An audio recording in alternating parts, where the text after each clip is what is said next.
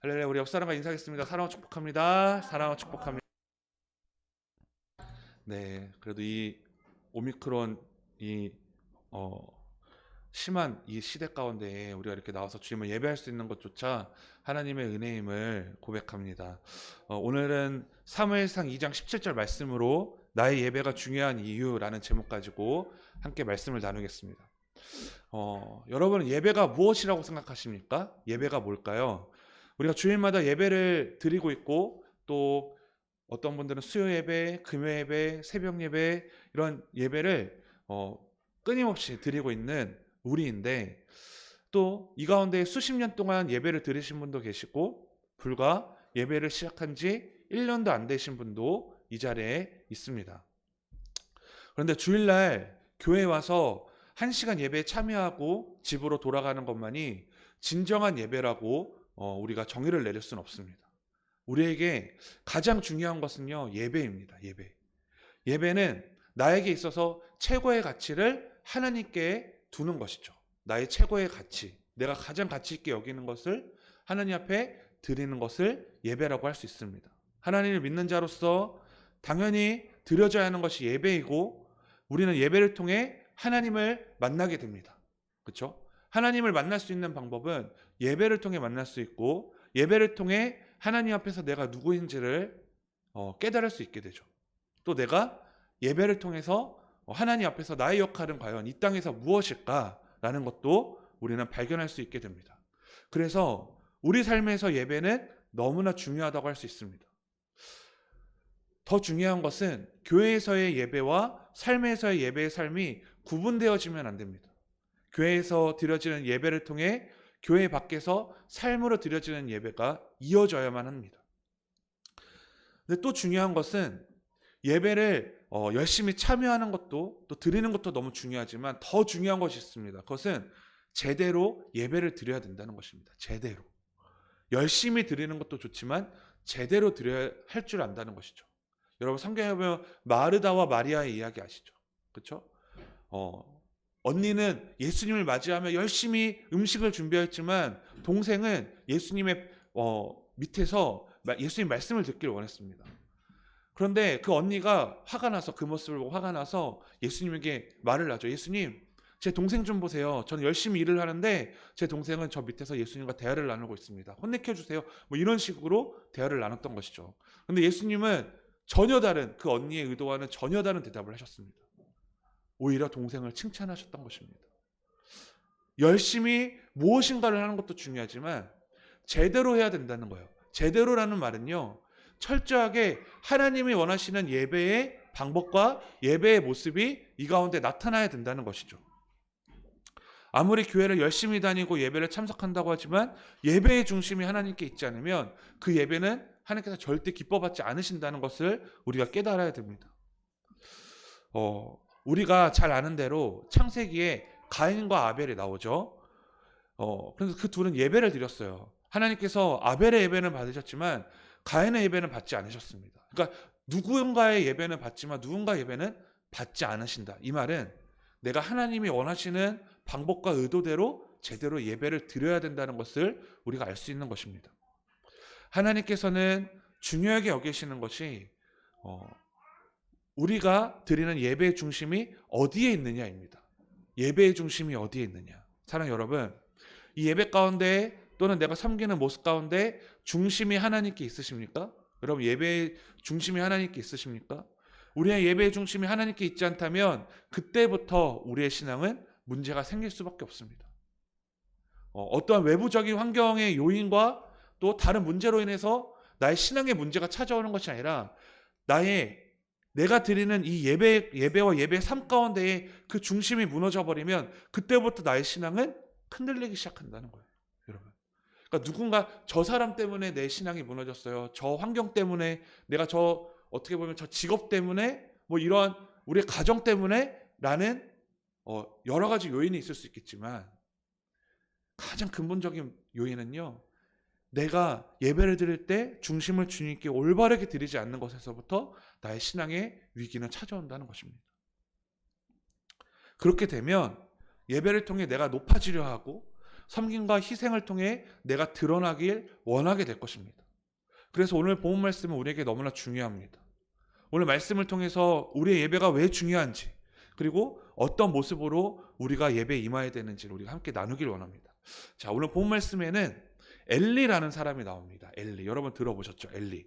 자, 우리 화면을 보면요, 다음 장 보면 엘리라는 사람은요, 당시의 직업이 대제사장이었어요. 그리고 이스라엘 종교 지도자였습니다. 그는 하나님께 드려지는 제사를 인도하는 자로서 하나님을 섬기며 이스라엘 백성을 신앙적으로 지도하는 사람이었습니다. 그러니까 대제사장은 쉽게 말해서 백성을 대표해서 제사에 대한 사항을 지휘하는 제사장들 중에 최고 권위자를 말합니다. 그러니까 제사장들 중에서도 제일 높은 사람이 대제사장이었던 거예요. 그런데 엘리 제사장에게 문제가 있었습니다. 어떤 문제일까요? 바로 엘리 제사장의 아들들이었어요. 아들들의 문제였습니다. 엘리 제사장의 아들들 또한 제사장이었어요. 엘리는 대제사장이었고 아들들은 그냥 제사장이었습니다. 제사장의 임무는요, 아까도 말했듯이 백성을 대표해서 하나님께 제사를 드리고, 오늘날로 말하면 예배겠죠. 제사를 드리고 백성들을 하나님 앞으로 바로 인도하고 두렵고 떨리는 마음으로 하나님을 섬기는 자였습니다. 그런데 제사장이었던 그들에게 어떤 문제가 있었을까요? 여러분, 자, 엘리 제사장의 아들들이 제사장이었다고 그랬죠? 제사장? 그들의 역할을 또 한 번 말해볼게요. 제사장의 임무는 백성을 대표해서 하나님께 제사를 드리고 백성들을 하나님 앞으로 바로 인도하고 두렵고 떨리는 마음으로 하나님을 섬기는 자. 이게 제사장의 역할이었단 말이에요. 그런데 그들은 제사장이었음에도 불구하고 성경에 뭐라고 나옵니까? 여호와를 알지 못했다고 말합니다. 여호와를 알지 못했다고 나와요. 쉬운 성경에는요, 여호와를 두려워하지 않았다고 나와요. 제가 제사장의 임무 네 번째 말해볼까요? 딱 네 번째까지만 말하고 안 말할게요. 백성을 대표해서 하나님께 제사를 드리고 백성들을 하나님 앞으로 바로 인도하고 두렵고 떨리는 마음으로 하나님을 섬기는 자였다는 거예요. 그런데 성경에 뭐라고 나오냐면 여호와를 알지 못했다고 나와요. 쉬운 성경에는 여호와를 두려워하지 않았다고 나옵니다. 엘리 제사장의 아들들은요, 아버지가 대제사장이잖아요. 그래서 이들은 대제사장이었던 아버지에게 누구보다도 하나님에 대해서 많이 듣고 배웠을 거예요. 성전에 가서 하나님을 섬기는 일을 셀 수 없이 보고 배웠을 것입니다. 율법을 배우고 성경적인 지식을 얻었을 거예요. 그리고 그들도 제사장이 되었습니다. 그런데 그들은 여호와를 알지 못했어요. 그들의 신앙은 형식적이었고 제사장의 역할도 엉망이었다는 거예요. 그들의 제사장 역할이 얼마나 엉망이었는지 한번 볼까요, 여러분? 그들은 제사장이 백성에게 지켜야 될 규정을 무시했습니다. 엘리의 아들들은 하나님께 제사 드리는 것이 둘째였고 먹는 것이 첫째였어요. 하나님께 제사를 드리는 것은 첫 번째가 돼야 되는데 둘째가 되었고, 오히려 먹는 것이, 자기들이 먹는 것이 첫째가 되었다는 거예요. 사람들이 재물을 가져와서 고기를 삶으면 제사장의 종은 세 갈로로 된 창을 가지고 와서 냄비나 솥에 찔러 놓고 그 창에 걸려 나오는 고기를 제사장의 것으로 가져갔어요. 그러니까 사람들이 제물로 바치려고 했던 그 고기를요, 삶으면 이 제사장의 종들이요, 세 갈로로 된 창을 가지고 왔대요. 그 창을 가지고 와서 그 고기가 있는 냄비나 솥에 찔러서 넣어서 그 창으로 걸려 나오는 고기를 제사장의 것으로 가져가 버렸다는 거예요. 근데 이건 누구에게 드리는 건데요? 하나님께 드리는 제물이잖아요. 제사장들은 제물을 바치려고 오는 모든 이스라엘 백성들을 이런 식으로 괴롭혔다고 합니다. 15절에는요, 심지어 기름을 태우기도 전에 제사장의 종이 와서 제사 드리는 사람의 고기를 빼앗아 갔다는 거예요. 16절에 보면 그 사람이 먼저 기름을 태운 후에 마음에 원하는 대로 가지고 가라고 했는데도, 아니, 이 기름을 태운 후에 원하는 대로 가져가세요라고 말을 했는데도 불구하고 억지로 뺏어갔다는 거예요. 다른 사람들이 말려도 그 말을 듣지 않았습니다. 그들은 여호와께 바치는 제물을 소중히 여기지도 않았고 함부로 다뤘다는 거예요. 하나님께 바치는 것이 첫째가 되어야 되는데 이들은 믿음이 타락해서 자기를 위하는 것이 더 크고 자기가 먹는 것이 첫째가 되었습니다. 말로는 그러니까 결국에는 하나님 앞에 좋은 것을 바칠 수가 없겠죠. 그렇죠? 하나님 앞에 바치는 것이 첫째가 되어야 되고 하나님이 바치는 것이 우선순위가 되었음에도 불구하고 그렇지 못하니까 당연히 자연스럽게 하나님 앞에 좋은 것을 바칠 수가 없게 되었다는 것입니다. 말로는 하나님을 섬기는 것이 첫째라고 하지만 실제로는 그렇지 못했던 거예요. 그래서 이들의 상태가 17절에 나오는데 우리 함께 읽어볼까요? 자, 2장 17절. 자, 다 함께 읽겠습니다. 성경책을 보세요. 시작. 이 소년들의 죄가 여호와 앞에 심히 크면 그들이 여호와의 제사를 멸시함이었더라 라고 나와요. 여러분, 자, 제사장의 역할 아까 제가 분명히 말했어요. 그런데 17절을 제가 읽어볼까요? 이 소년들의 죄가 여호와 앞에 심히 크면 그들이 여호와의 제사를 멸시함이었더라. 사랑하는 여러분, 이 말씀에 우리의 모습은 어떨까요? 사실 오늘 말씀은요, 목사인 제가 가장 많이 찔려야 될 말씀입니다. 말씀을 준비하면서 제 자신에게 질문을 하게 되었어요. 드림교회 목사로서 나는 예배에 어떤 모습으로 드리고 있는가? 또 예배를 어떻게 준비하고 있는가?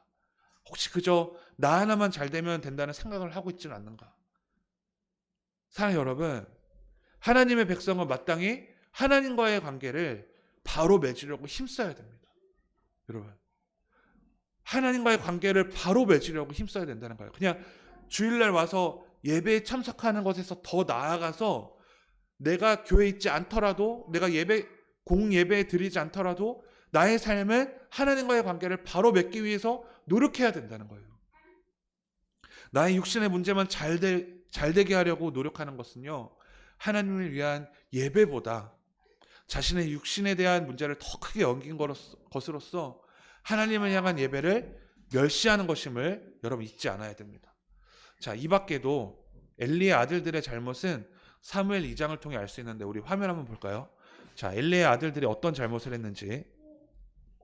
네. 자, 첫 번째는요, 여호와를 알지 못했습니다. 아까 제가 말했죠.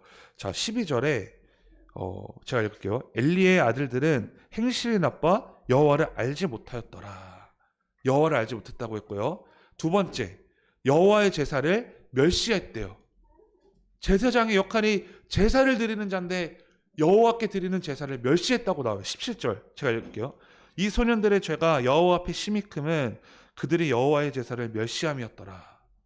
쉬운 성경에 보면요, 여호와께 바치는 제물을 소중히 여기지 않고 함부로 다뤘다는 거예요. 여러분, 그러니까 오늘날로 말하면 목회자가요, 이 돈의 노예가 돼버리면요, 아무리 성경을 많이 알고 예배 때 말씀을 잘 전해도요, 그것이 성도들에게 흘려나갈 수가 없어요. 그러니까 목회자나 어떠한 교회 중직자가 그 재물 앞에서 자유롭지 못하면요, 그 교회는요, 뭔가 정말 주님이 기뻐하시는 일을 할 수가 없다는 것이죠. 그래서 저는 기도하는 것이 정말 물질에 있어서, 교회 물질에 있어서 욕심을 갖지 않으려고 정말 발악을 합니다. 발악을 해요. 그래서 제가 자랑하는 게 아니라 전 어떻게 하고 있냐면, 어떤 성도가 큰 헌금을 하면, 뭐 우리 교회 성도든 교회 밖의 성도든 누군가가 헌금을 하시면 그것을 우리 교회만 가둬두는 게 아니라 흘려보낼 줄 알아야 된다는 거예요. 그래서 누군가가 예를 들어서 100만 원의 헌금을 했다, 외부 교인이. 그러면 그것의 10분의 1이라도 흘려보내자라는 이 목회 철학을 갖고 있거든요. 그런데 때로는 우리 교회의 잔고가 그렇게 풍성하지 않을 때는 그것조차 굉장히 어떨 때는 아깝고 두려울 때가 있어요. 그렇게 되다 보면요, 우리는 구제사역과 선교사역을 절대로 할 수 없습니다. 그러니까 목회자부터가 이 물질에 있어서 자유롭지 못하면요, 하나님 앞에 하나님 원하시는 일을 할 수 없다는 거예요. 그런데 이 쉬운 성경에 뭐라고 나와요? 여호와께 바치는 제물을 소중히 여기지 않고 함부로 다뤘다고 나오고 있어요. 자, 세 번째, 회막문에서 수중 드는 여인들과 동침하였다고 나와요. 제가 주석을 찾아봤더니 제사를 드리러 온 여인들, 문 앞에 회막 문 앞에 있던 그 제사를 드리러 온 여인들과 동침했다는 거예요.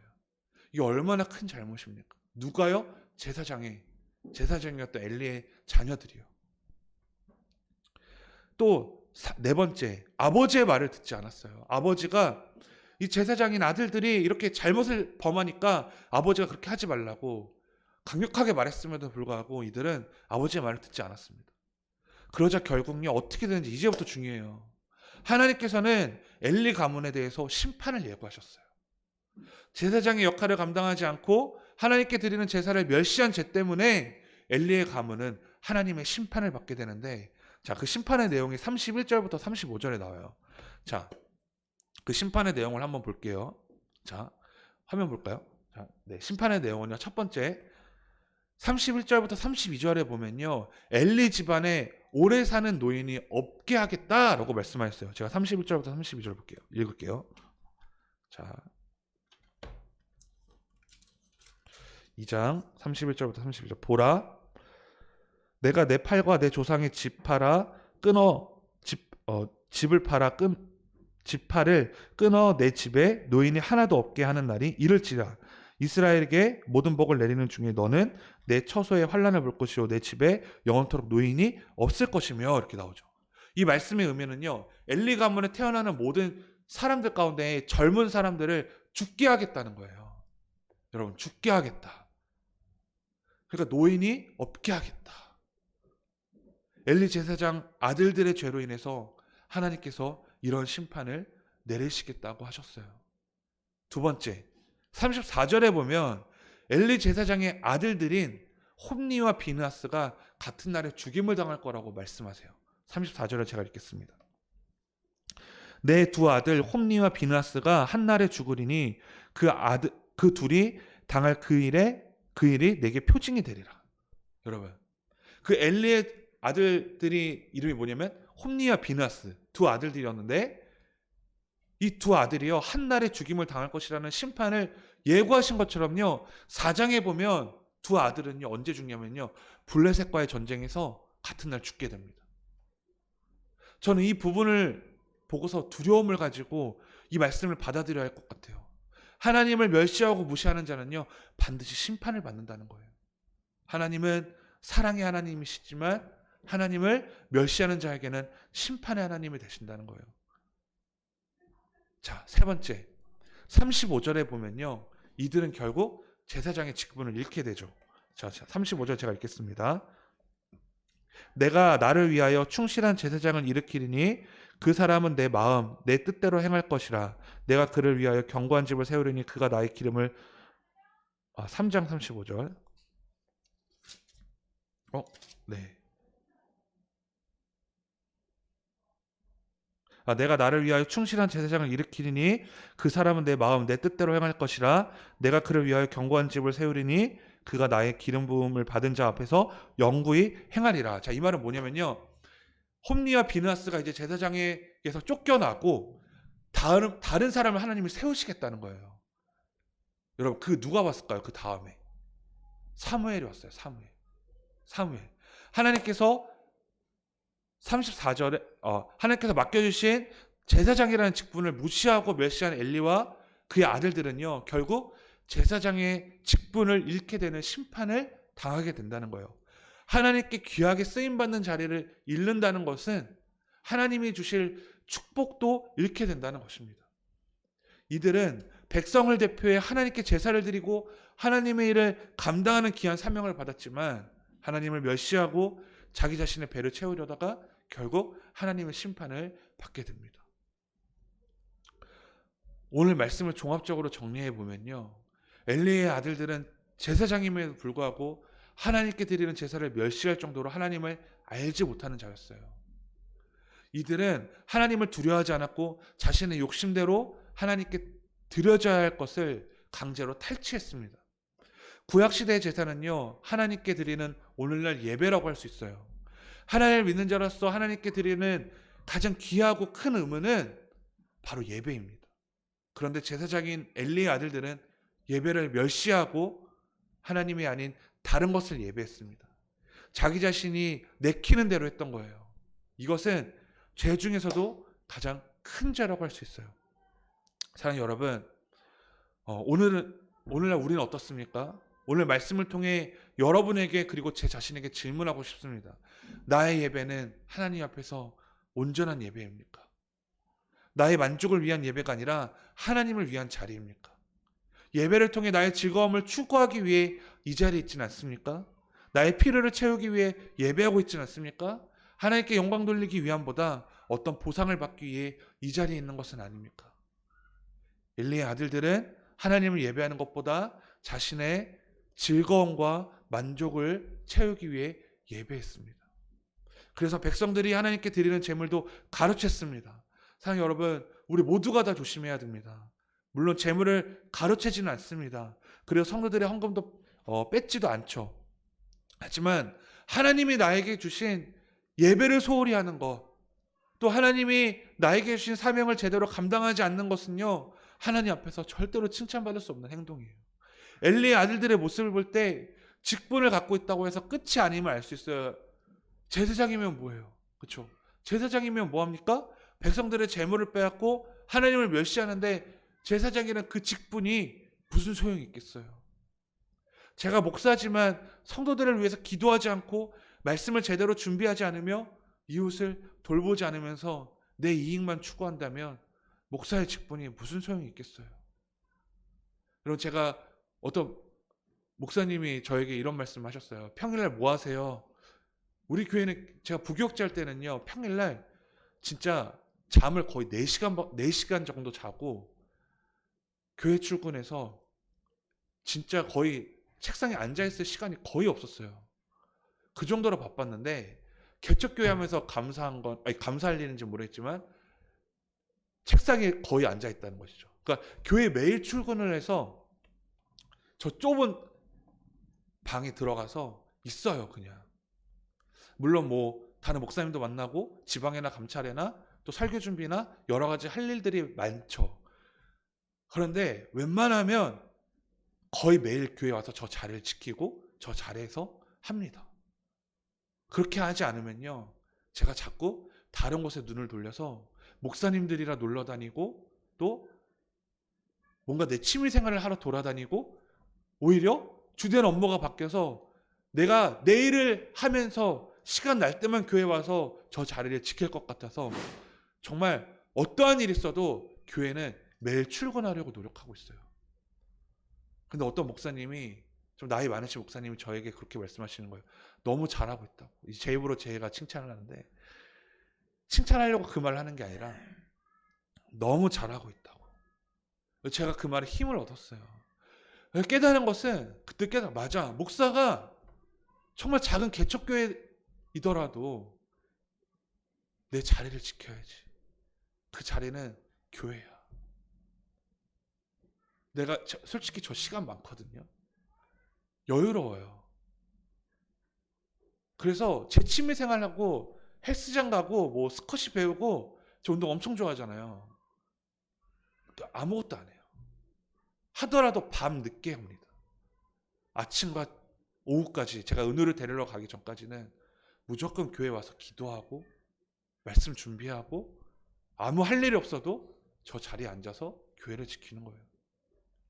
여태까지 우리 교회 간판 보고 들어온 성도가 한 명이었어요. 대부분 다 관계 정도로 우리 교회 오셨고 또 이렇게 저렇게 뭔가 관계를 통해서 오셨는데 간판을 보고 오신 분이 딱 한 분이셨어요. 그런데 저는요, 우리 창립한 지 3년 됐잖아요. 3년 동안 한 분 오셨는데 저는 아직도 그걸 기대하고 있어요. 누군가 평일날 상담을 하기 위해서 이 자리에 올 수도 있잖아요. 그렇죠? 누군가 정말 기도받고 싶어서 이 자리에 올 수도 있잖아요. 3년 동안 한 명도 안 왔는데, 아무도 안 왔지만 그 누군가가 오늘 올 수도 있고 내일 올 수도 있잖아요. 하나님이 그래서 저를 목사로 세우셨잖아요. 그러면 그때를 기다려야겠죠. 미련해 보이고 바보 같아 보이고 정말 답답해 보이지만 그게 나의 사명이라면 그걸 지켜야죠. 여러분, 저만 그래야 되나요? 아니요. 여러분도 그래야 돼요. 여러분, 할렐루야, 저를 보십시오. 네, 수요 예배와 금요 예배를 지키시기 바랍니다. 아멘? 아멘 안 하신 분도 계신데, 수요 예배와 금요 예배를 어떤 수가 있어도요, 한번 지켜보세요. 진짜로 한번 지켜보세요. 정말 삶이 변화돼요. 진짜로요. 제가 제가 진짜 말하잖아요. 목사님이니까 그렇게 할 수 있죠. 목사님이니까 성경 볼 수 있죠. 목사님이니까 성경을 잘 알고, 목사님이니까 그렇게 할 수 있죠. 제가 목사라서 되는 게 아니라요. 목사는요, 그만큼 예배를 많이 드려요. 예배의 자리로 많이 나아가요. 예배의 자리로 많이 나가니까 기도할 수밖에 없고요. 성도들에게 복음을 전해야 되기 때문에 성경을 볼 수밖에 없고요. 목사니까 수요 예배, 금요 예배 인도해야 되니까 무슨 수를 써더라도 이 자리를 지켜요. 그런데 저는요, 그 시간이 점점 감사해지고 있어요. 너무나 감사해요. 어떨 때는요, 이 자리에 저 혼자 예배할 때도 있고, 어떨 때는 4명, 5명이 와서 예배 드릴 때도 있어요. 근데 그런 거 상관없이 이 자리에 있는 것으로 너무나 감사하고 너무나 기뻐요. 사랑하는 여러분, 여러분이 믿음이 자라기 원한다면, 또 예배의 모습을 회복하기 원한다면 예배의 자리를 회복해야 됩니다. 그러기 위해서는요, 많은 희생과 내려놓음이 필요하고 결단이 필요할 거예요.